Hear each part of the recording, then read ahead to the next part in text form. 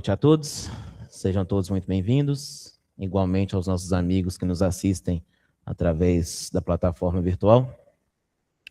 Vamos fazer então a nossa prece para iniciarmos mais uma oficina do Evangelho. Senhor Jesus, Divino Mestre, lhe agradecemos, Senhor, por mais essa oportunidade de podermos estar aqui reunidos em seu nome, nos preparando neste momento para estudarmos um pouco mais sobre os textos bíblicos, Senhor. Nos auxilie, a fim de que durante o transcurso dessa reunião possamos, Senhor, deixar de lado os pensamentos de preocupação, os sentimentos de aflição, de ansiedade. Nos auxilie, Senhor, a fim de que possamos estar concentrados e focados naquilo que nos dispusemos a fazer neste momento. Abençoe, Senhor, a todos aqueles corações que neste momento precisam de algum consolo, de algum amparo.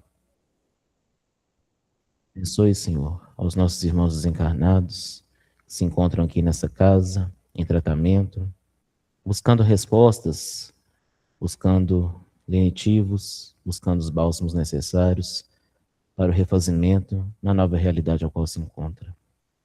Nos auxilie, Senhor, a fim de que possamos estar sintonizados com o plano espiritual maior, a fim de que possamos receber as boas inspirações que nos são enviadas deles. Continue nos abençoando, nos amparando, nos guiando e nos iluminando hoje como sempre, que assim seja, graças a Deus. Bom, vamos continuar então a nossa caminhada. Lembrando a todos que a reunião é participativa, aqueles que estiverem aqui no salão, quem quiser perguntar ou colocar alguma coisa, basta levantar a mão, que a Marlúcia está com o microfone, ela vai levar o microfone até quem quiser participar. De forma semelhante àqueles que estiverem na sala virtual, não precisa levantar a mãozinha do Meet, só digitar aí no chat que o Toninho vai falar para nós aqui, para que nós possamos escutar também o que foi explanado na sala virtual. Tranquilo? Dando continuidade, então, à nossa caminhada, hoje nós iremos falar sobre o livro de Ruth. O livro de Ruth ele é um alívio comparado aos outros, até as histórias que nós estávamos vendo até agora, porque aqui nós não vamos ver guerras, não propriamente, né? Nós vamos ver uma história mais familiar, uma história mais de união, de superação, de renúncia, tá? Quem teve a oportunidade de ler, viu lá que o livro é bem pequenininho. São 4 capítulos apenas. Rapidinho a gente consegue fazer a leitura. Bom, para nós começarmos,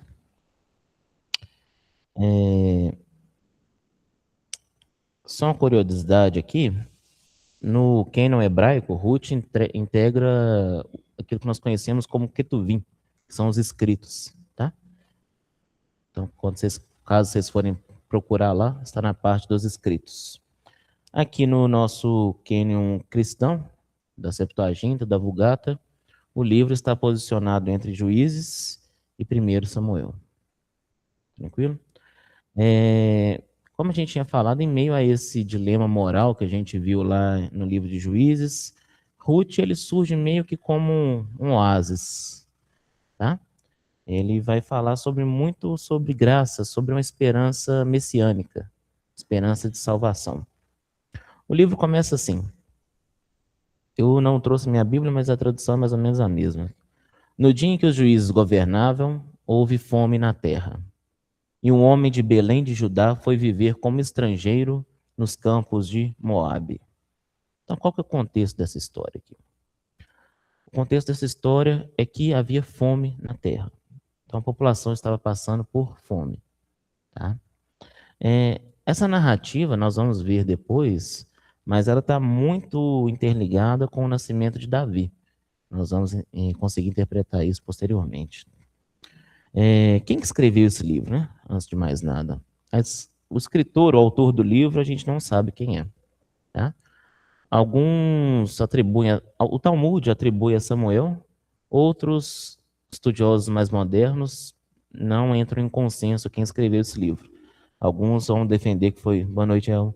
Alguns vão defender que foi algum escriba que escreveu, só que a gente não tem nenhuma informação concisa acerca da autoria do livro. Também não temos nenhuma informação assim, muito precisa quando foi escrito. Tá? Trabalha-se com duas datas aproximadas.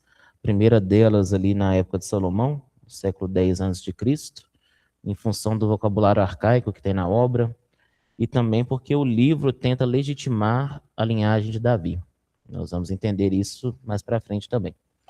Agora, tem uma datação que ela já é pós-exílica, após o exílio babilônico, que já está datada entre o século V e o século IV antes de Cristo. Por que que tem essa linha de trabalho também? Porque vai meio que desmentir, vai refutar uma tese que foi defendida por Esdras e por Neemias, de que as raças precisavam ser puras no sentido de casar-se somente com as pessoas da mesma raça. Então, Ruth veio meio que como apresentar uma tese contrária a isso, que essa questão da raça legítima era uma questão muito incoerente, até mesmo para aquela época. Tá? Para quem que foi escrito? Para a comunidade de Israel, basicamente. Tá? Consolidando ali a sua identidade. Bom, qual que é o contexto histórico? A narrativa ela se passa aqui no período dos juízes. A narrativa se passa aproximadamente entre 1200, no ano de 1200 até 1000 antes de Cristo. Tranquilo? Nessa época, conforme está descrito em Juízes, cada um fazia o que achava certo. Então a gente não tinha assim, uma governança muito forte, uma liderança muito forte, como nós tivemos lá na época de Moisés, como nós tivemos na época de Josué. A história, o que é importante a gente contextualizar antes? Israel, todo mundo lembra, que é a terra prometida, né? Aí tinha uma terra estrangeira que se chamava Moabe. Moabe era uma terra em que se cultuava deuses. Não é uma terra monoteísta, era uma terra politeísta. Então eles cultuavam deuses. Tá? Como a gente viu aqui no iniciozinho, estava passando fome na região de Israel. Como eles estavam passando fome, a história vem contar a história de um casal refugiado que buscou refúgio em outras terras para poder tentar não morrer de fome. Então eles vão para terras estrangeiras, eles vão para a terra de Moabe em busca de ganhar um alimento, em busca de ganhar o pão para que eles não pudessem então perecer.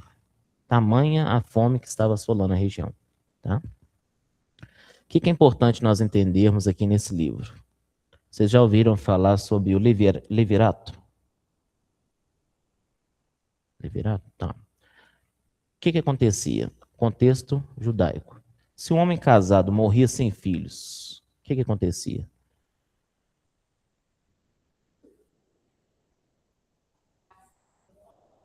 Isso, um homem casado que morresse sem filhos. Deixa eu tô tentando raciocinar aqui primeiro. Ela está pensando em voz alta para depois concluir.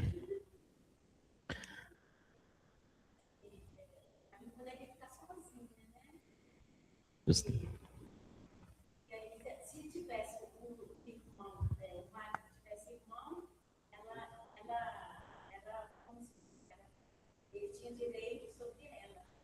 Perfeito. Agora ela pode falar agora, Marlúcia. Então é desse jeito. A mulher, se o marido morresse e ela não tivesse filhos, aí ela não poderia ficar sozinha. Se o marido tivesse irmão, então ele tinha direito sobre a mulher, né? Exatamente. É isso mesmo. Então, se a mulher morreu, ficou viúva, o irmão do marido, seu cunhado, portanto, né? Ele tinha o dever de casar-se com ela. Para que fazia isso? Para preservar o nome, para preservar a herança. Tá? Ah, mas a pessoa tinha direito em recusar? Tinha, total direito. Só que era extremamente vergonhoso o homem recusar em tomar essa mulher viúva e casar-se com ela. Lembrando aqui que quando nós falamos em casamento, é importante nós salientarmos que nós estamos falando aqui de um contexto poligâmico. Na verdade, a palavra, a expressão correta era outra, porque poligâmico Envolve tanto o homem ter várias parceiras, quanto a mulher também poder ter vários parceiros, né? Eu acho que a expressão correta é poliginia, não vou pesquisar depois, eu trago para a gente. Mas nessa época aqui, somente um homem poderia ter mais de uma família, a mulher não podia, tá? Então o contexto aqui é justamente esse. Então, vamos supor, a mulher morreu, aí o homem morreu, a mulher, a viúva, então tem o seu cunhado, mas o cunhado já era casado, não tinha nenhum problema ele também formalizar um compromisso de casamento com a viúva de seu irmão. Poderia tranquilo, tá bom? Beleza. Só que tem um detalhe, às vezes as pessoas acham que a poligamia na época era muito bagunçado, igual algumas correntes propõem na época de hoje, né? Não vou adentrar aqui no mérito da gente falar sobre isso agora, mas não era tão bagunçado assim, igual se pensa. Quando o homem tinha a opção de casar-se com várias mulheres, só que ele tinha que garantir o sustento de todas elas, ele tinha que cuidar de partilhar os seus bens com todas elas, e envolvia muitas disputas legais em função disso. Não era ele simplesmente ter um compromisso com uma e cometer adultério com todas as outras. Ele tinha que ter o dever de prover todas elas, garantir o sustento financeiro para todas elas, tá? Aí entra uma coisa interessante, é a figura do Goel. Escreve G-O, um apóstrofo, El. Significa um resgatador, um remidor. Prestem atenção nessa figura, porque ela tem um paralelo muito interessante com a figura de Jesus no Novo Testamento. Por quê? Esse Goel, esse parente redentor, ele tinha a obrigação de resgatar a propriedade familiar. Então vamos supor, a viúva precisou vender as suas terras para garantir o seu próprio sustento, esse redentor tinha a obrigação de adquirir essas terras e casar com a viúva do seu parente. Tá? Então ele não era um compromisso só com a esposa, com a viúva, ele também comprava as terras que pertenciam a seu irmão. Então era um compromisso também financeiro. Tranquilo até aqui, né? Quais são os personagens que a gente vai conhecer nessa história? Primeiro, Ruth. Tá? Ruth era uma mulher moabita, ou seja, ela não era uma mulher israelita, era uma mulher de terra estrangeira. Pois não, Lúcia? Quando você falou a respeito disso, se ela vende as terras para o cunhado e o cunhado a recebe como esposa, o dinheiro volta para a mão dele. É isso? Isso. Ah, Lembrando aqui que a mulher não tinha direito de assumir essa questão financeira, não. Tá? O interesse era muito econômico. Bom, a Ruth é a protagonista, a mulher moabita, viúva, jovem. Ela era nora de Noemi. Tá? O Ruth, se a gente for olhar na origem, na raiz hebraica, significa algo como amizade. Oi? Nora de Noemi. Não, a Ruth? Não, a Noemi é a... Não, a Noemi é sogra da Ruth. ah é? Isso.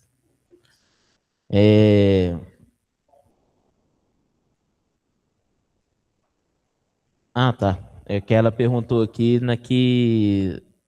se a Ruth era nora da Noemi, né? Isso. A Noemi, na verdade, ela era sogra da Ruth, tá? A Noemi é a esposa do Elimeleco. Elimeleco. Esse nome eu tenho dificuldadezinha para falar ele. Elimeleco. Significa doce, agradável. O nome de Noemi, não dele, tá? Só que depois nós vamos ver que quando ela retorna de Moabe para Israel, ela vai preferir que se chama Mara. Porque Mara significa amargo. Tamanho amargor que ela estava atravessando ali naquela caminhada dela. Tá? Boaz é um proprietário das terras que existem ali em Belém, que ele era parente do Elimeleco, tá? Era um parente próximo também de Noemi. E o resto do pessoal eu vou falando no meio do caminho aqui, porque senão a gente vai distrair, a gente não vai entrar na história. Bom, vamos para uma árvore genealógica bem sintetizada. Elimeleco era marido de Noemi. Noemi era um israelita de Belém, então ambos eram israelitas. Tá? Eles vão ter filhos, Malão e Quilião. Malão vai casar-se com Orpa, algumas traduções pode ser que esteja órfã, e Quilião casa-se com Ruth. Tá? Então, Orpa e Ruth, elas não eram israelitas, elas eram moabitas. Tranquilo? E então, vamos começar a entrar aqui nos capítulos para a gente começar na história, né? Relembrando, Elimeleco, Noemi e seus 2 filhos, os filhos já tinham nascido, eles deixam então Belém durante uma fome e vão para Moabe. Chegando lá, o que acontece? Elimeleco morre. Os 2 filhos, eles casam-se. Então, Malaão com Ruth e Quilião com Orpá. Após 10 anos naquelas terras estrangeiras, os 2 morrem. Só que eles morrem sem filhos. Então, teoricamente, as mulheres estavam livres. Tá? Nisso, Noemi, a sogra da Ruth, ela decide voltar para a sua terra natal. Ela decide voltar para Belém. No caminho, ela libera suas noras do dever de acompanhá-las. Porque enquanto o matrimônio estivesse consumado, enquanto os maridos estivessem vivos, as mulheres tinham a obrigação de acompanhar os seus maridos. Aqui, cessando-se o matrimônio em função do falecimento dos maridos, elas estavam teoricamente livres para poderem ir. E Noemi formaliza isso. Então, olha, eu estou voltando para minha terra, mas vocês não precisam ir. É melhor que vocês voltem para a casa da mãe de vocês e fiquem lá sob o amparo da mãe de vocês. Tá? A Orpa aceita esse convite e retorna, então, para as casas de sua mãe, para a casa de sua mãe. Ruth não. Ruth, ela decide ficar com Noemi. Ela abre mão da terra natal dela, abre mão, inclusive, da sua crença. Por quê? Em teoria, Ruth era uma mulher que ela não cria num Deus único, num Deus monoteísta. Ela acreditava em vários deuses. Ela cultuava vários deuses. Então, ela abre mão da sua terra, dos seus familiares diretos, abre mão das suas crenças, da sua cultura e decide, então, acompanhar Noemi de volta para as terras israelitas. Tá? Lembrando aqui que Noemi estava completamente sozinha. Ela não tinha mais marido, os únicos 2 filhos que ela teve morreram e ela ficou uma viúva totalmente desamparada. Ruth, vendo aquilo, decide então não deixá-la ao desalento e acompanha ela de volta à terra de Israel. Os versículos chaves que falam sobre isso. Ruth vira para Noemi e fala: onde tu morreres, morrerei eu, e ali serei sepultada. Tá? Quando Ruth volta, quando ela e Ruth voltam, Noemi fala, nós falamos aqui há pouco, né? É um versículo muito importante também. Não me chameis Noemi, chamei-me Mara, porque o Todo-Poderoso me tratou muito amargamente. Tá? Que é uma história muito difícil, é uma história amarga, tá? Ela foi com o marido em busca de uma vida melhor, com os 2 filhos. Então o marido morre, ela fica desamparada cuidando dos 2 filhos. Depois de cuidar dos 2 filhos, passa-se 10 anos, os filhos também morrem.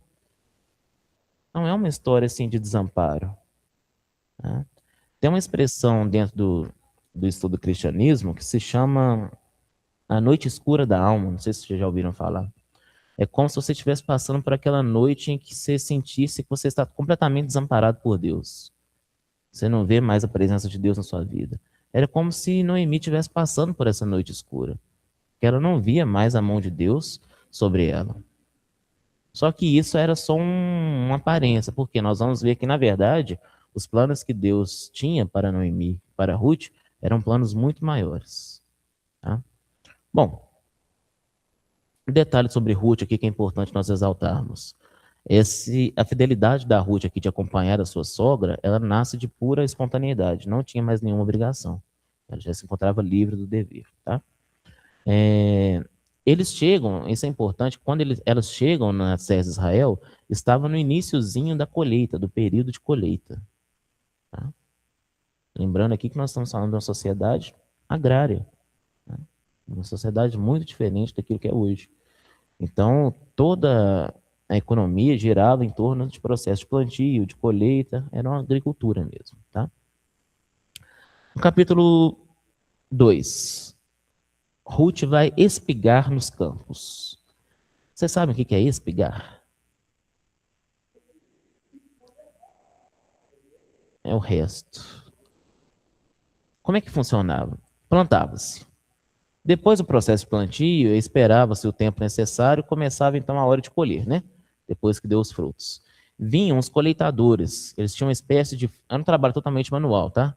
Não é nada parecido com aquilo que a gente vê no Globo Rural hoje em dia. Ele tinha uma espécie de uma foice, um objeto que era meio redondo assim, então eles vinham cortando o trigo. Aquilo ali caiu-se então as espigas, né? Porque cortava, amontoava-se as espigas. Tranquilo? Aí vinha os espigadores. Qual que era a função deles? Coletar essas espigas e amontoar em feixes. Só que além dos espigadores, tinha os respingadores. Eles iam pegar o resto do que sobrou, que os espigadores não conseguiram colher. Então é o restinho, é a sobra. São os respigadores, tá? Eu tinha trago aqui, deixa eu ver se eu tenho aqui. Tem aqui, ó. Por que é importante a gente entender isso? Porque na cultura deles, na lei, tinha essa previsão, tá? Se nós abrirmos aqui no livro de Levítico, no capítulo 19,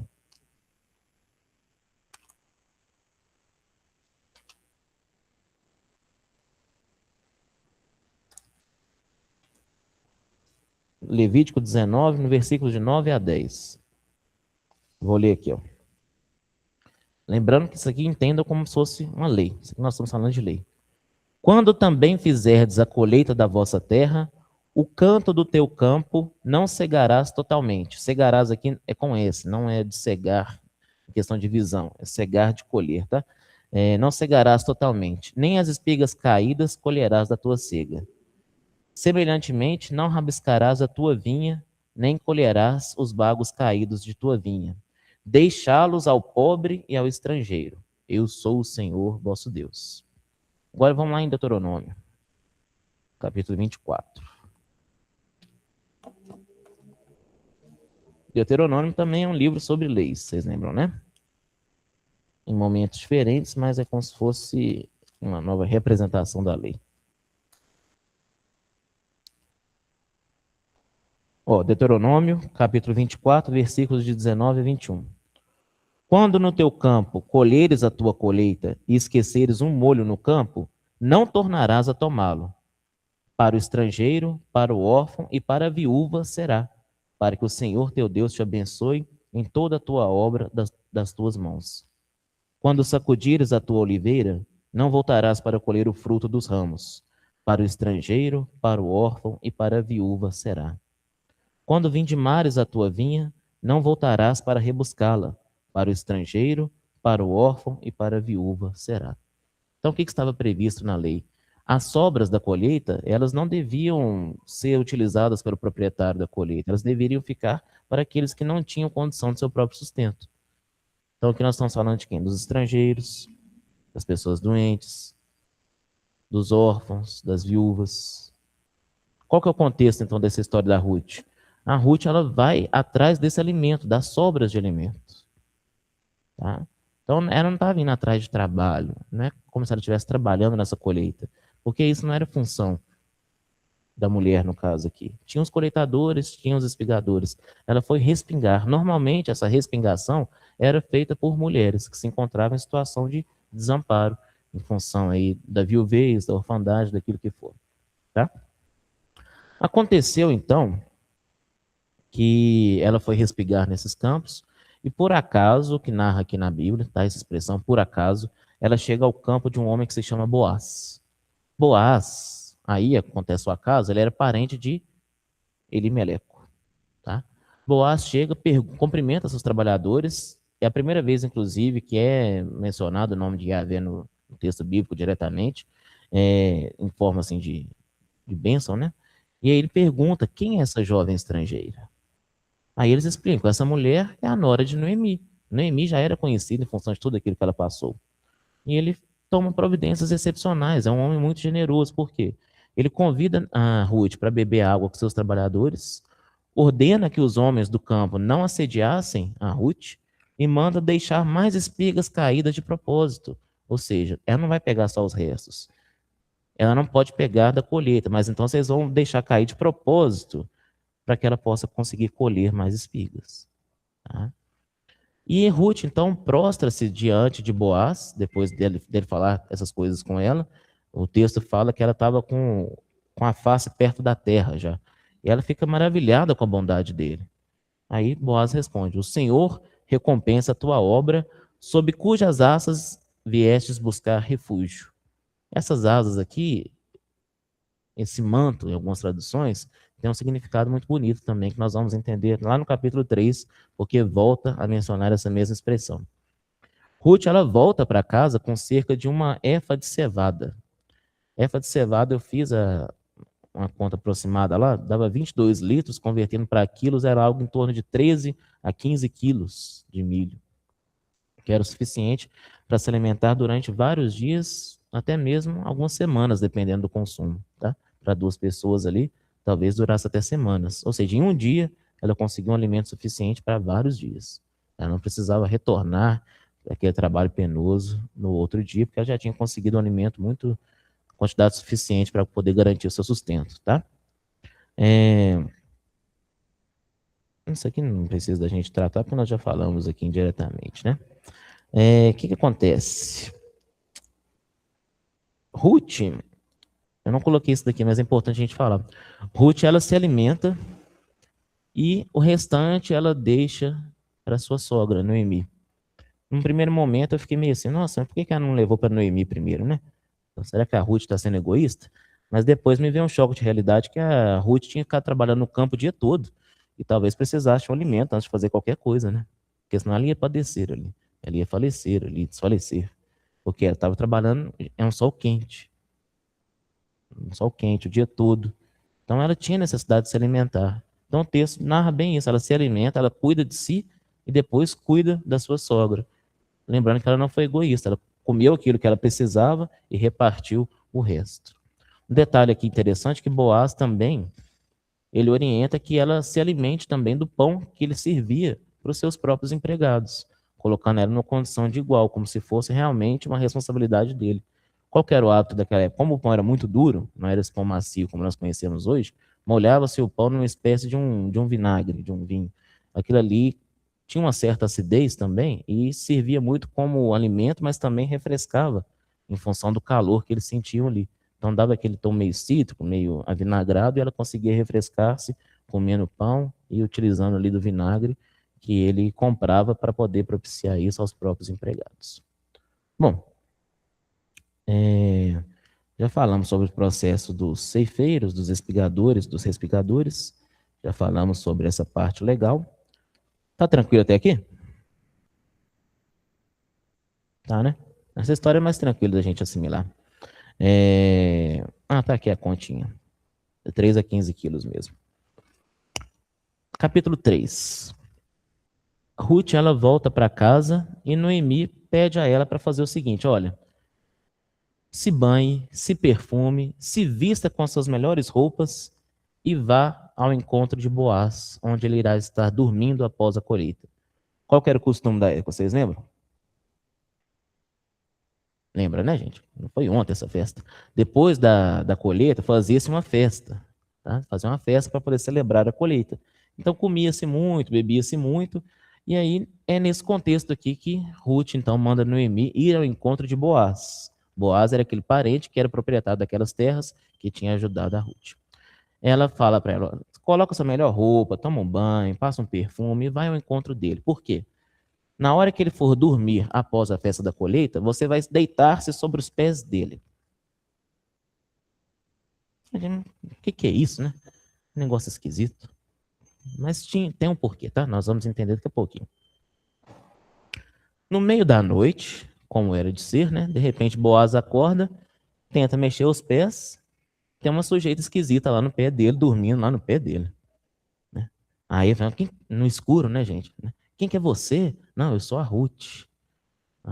Aí Ruth fala com ele, estende o teu manto sobre a tua serva. Lembra do manto que nós tínhamos falado? Das asas?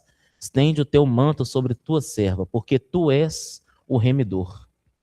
Boaz, ele fica tocado, elogia a virtude de Ruth e explica para ela o seguinte, porque qual que era o intuito de Ruth fazendo isso? Isso era como se fosse uma tradição, uma cerimônia para falar o seguinte, olha, você tem o direito de casar-se comigo se você quiser. Mas eu estou me submetendo à sua vontade, deitando sobre os seus pés. Você pode falar o que você quer fazer comigo. E ela vira e fala para ele, estende o teu manto sobre a tua serva, porque tu és o remidor. Remidor nós vimos lá no iniciozinho o que significava. Boaz, ele fica muito tocado com a virtude de Ruth, e ele fala que todo mundo sabia que ela era uma mulher de virtude, não era segredo de ninguém, só que ele explica para ela o seguinte, olha, existe um parente mais próximo que tem o direito de resgate. Primeiro a gente tem que ver com ela, com ele. Ele promete resolver isso no dia seguinte, e ele não deixa ela voltar para a casa da Ruth de mãos vazias. Ele propicia ali um alimento para ela poder levar e se alimentar com a sogra. Tá? Detalhe. Não vai dar tempo da gente falar tudo, não, né? Mas, enfim, vamos voltar para a história. Eles estavam deitados ali e eles tiveram um cuidado muito grande também, que logo que amanheceu, ele fala para Ruth voltar para casa da sua sogra, Noemi. Por quê? Porque se as pessoas vissem aquilo ali, poderiam achar que ele teria conhecido ela. Conhecido ela aqui, nesse contexto, quando a gente vê no texto bíblico, significa consumar a relação sexual. Então, com o intuito de evitar algum escândalo, ele fala, volta para a casa da sua sogra, a fim de que eles não pensem que nós nos conhecemos aqui, que nós tivemos uma relação aqui. Ela volta com o alimento que ele deu a ela. Tá? Por que é importante nós entendermos agora, a gente colocar aqui agora aquilo que nós falamos lá no iniciozinho? O Boaz é o Goel, ele é o Redentor. Por quê? Ele tinha uma obrigação legal, e não só obrigação legal, mas também uma obrigação moral de resgatar um familiar que estivesse em um estado de vulnerabilidade extrema, que era o caso da Ruth. Tá? E é um conceito legal. Tá? Conceito legal. Nós estamos falando aqui de lei. Quais eram os 3 requisitos aqui para ser um Goel? Primeiro, você precisa ser um parente próximo, tem que ter um laço de sangue essencial, pai, irmão, tio ou primo. Além disso, você tem que dispor dos meios necessários.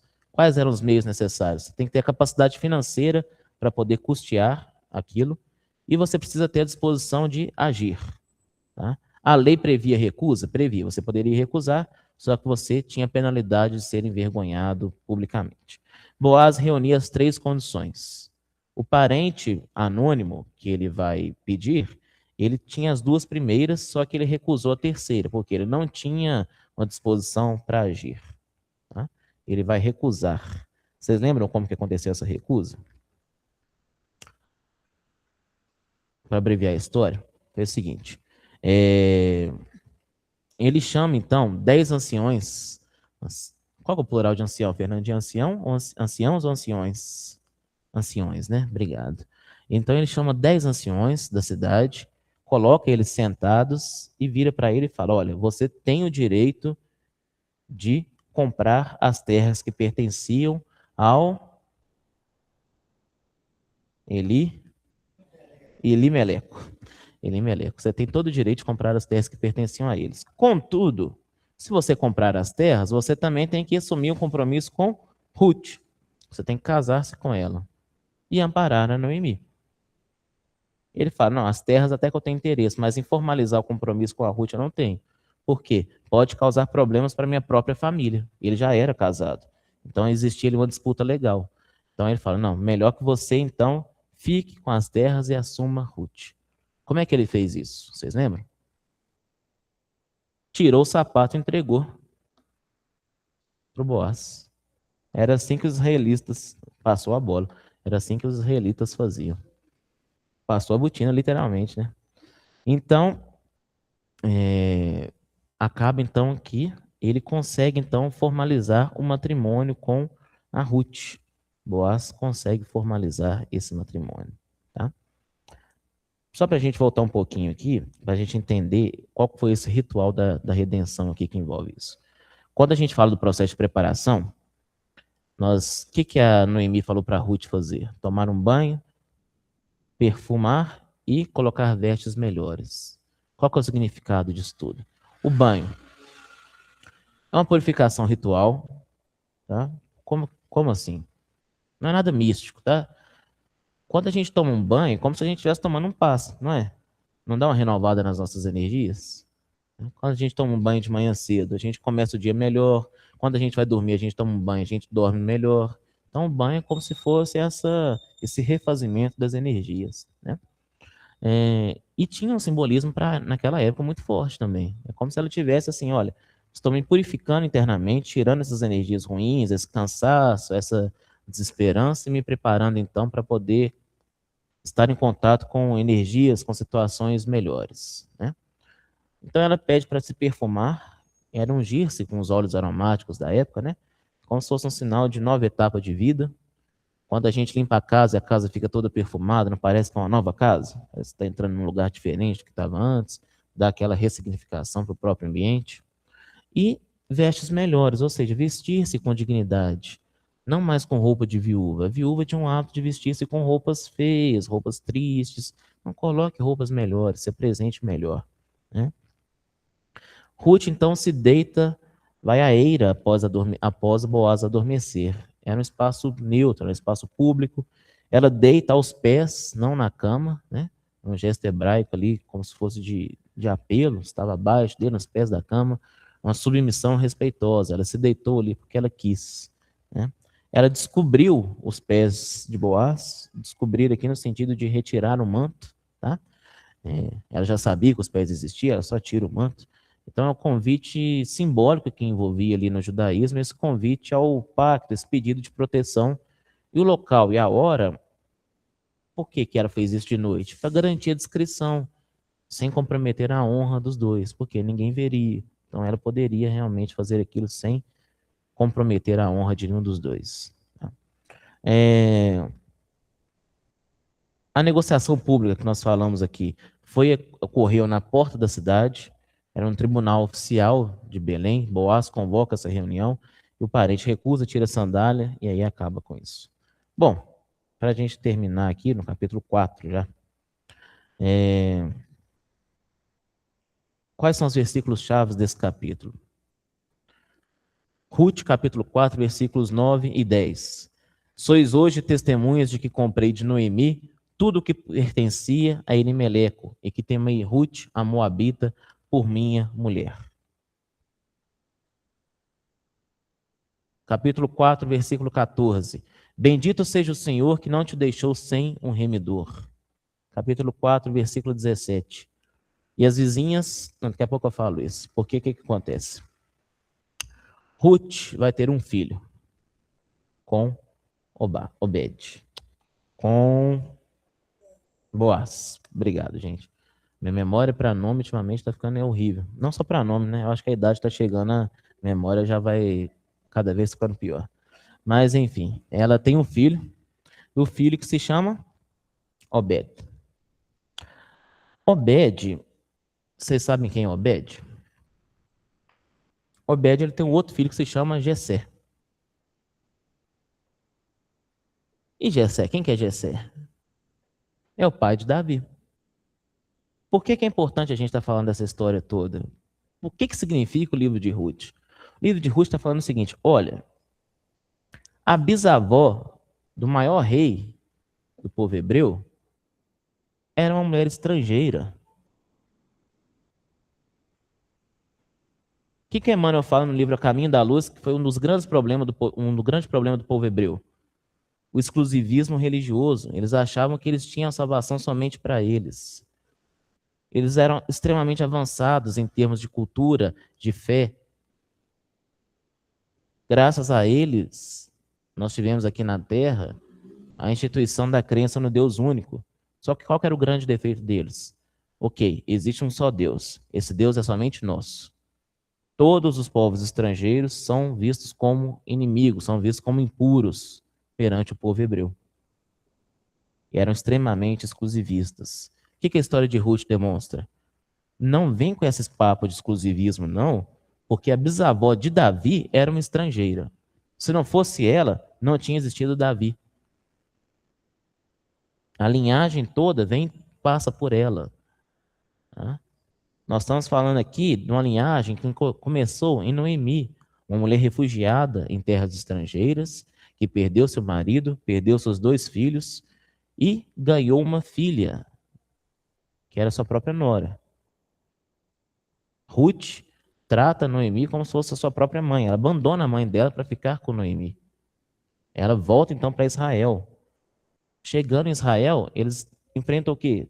a incerteza imensa, porque não tinha comida.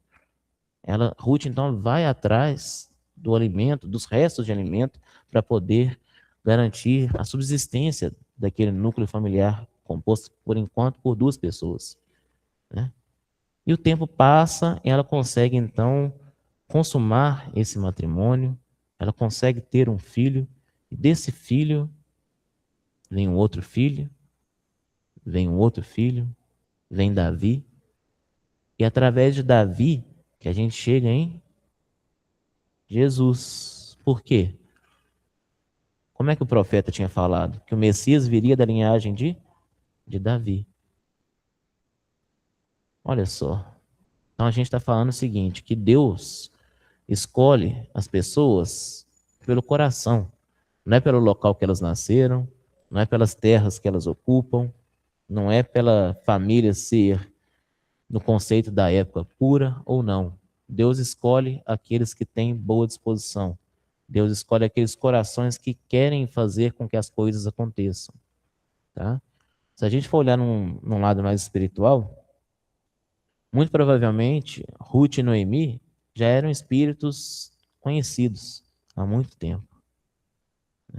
Já tinham fortalecido esse vínculo e vieram com essa disposição de quê? De fazer as coisas darem certo. Por que é importante a gente apresentar essa visão, principalmente naquela época? Porque nós vamos ter profetas defendendo essa questão da linhagem pura. Questão de que somente é digno de ser um judeu se a pessoa fosse realmente filho de pai e mãe judeu. Se não for, é considerado um estrangeiro. Então eles tinham um profundo desprezo com pessoas que não tinham a mesma raça deles, o conceito que eles entendiam naquela época. É uma xenofobia isso que nós conhecemos hoje. Tá? Então, cai por terra toda essa história. Tá? O livro de Ruth, para a gente ter uma ideia, ele é um livro que ele é lido durante a festa judaica da colheita hoje. Tá? Ele é lido para que eles possam refletir sobre isso também, não cometendo os mesmos erros do passado. Tá? Então, é um livro muito mais ameno do que os outros, né? A gente não tem histórias de guerra, de uma história tão sanguinária, uma história que tem falando de dizimar tantos povos, não. É uma história como se fosse um respiro no meio daquela história, daquela tanta história trágica que nós vemos aqui até agora. São 4 capítulos, mas são 4 capítulos que servem de reflexão para o resto da vida, para o resto da nossa existência, tá? Da gente não cometer esses erros que eles cometeram naquela época. Tá? E a gente tem que tomar um cuidado muito grande com isso. A gente não fazer isso nos dias de hoje, inclusive. Tá? Alguma dúvida, gente? Tem um contexto social muito grande. É um contexto social.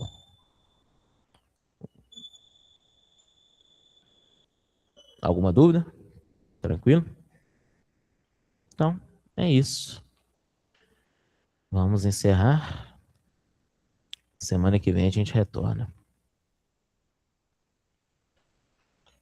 Senhor Jesus, Divino Mestre, lhe agradecemos por essa oportunidade que o Senhor nos concedeu e pedimos, Senhor, que possamos guardar tudo aquilo que for necessário para a nossa própria evolução, para que possamos, Senhor, dar continuidade nesse processo de transformação, de reforma íntima, aprimorando as nossas virtudes, Senhor, corrigindo os nossos defeitos.